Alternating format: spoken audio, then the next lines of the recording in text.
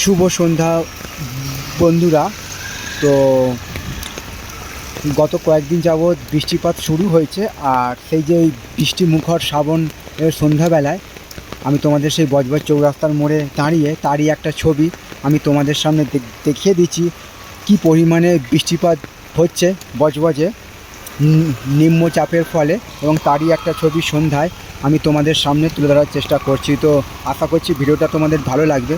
ভালো লাগলে অবশ্যই তোমরা মন্তব্য করে জানাবে কেমন তোমাদের ছবিটা লাগছে। তো বজবজ চৌরাস্তার মোড় খুবই একটা গুরুত্বপূর্ণ আর ব্যস্ততম মোড়, এবং সেই সন্ধ্যায় সেই ছবিটা আমি তোমাদের সামনে তুলে ধরার চেষ্টা করছি। তো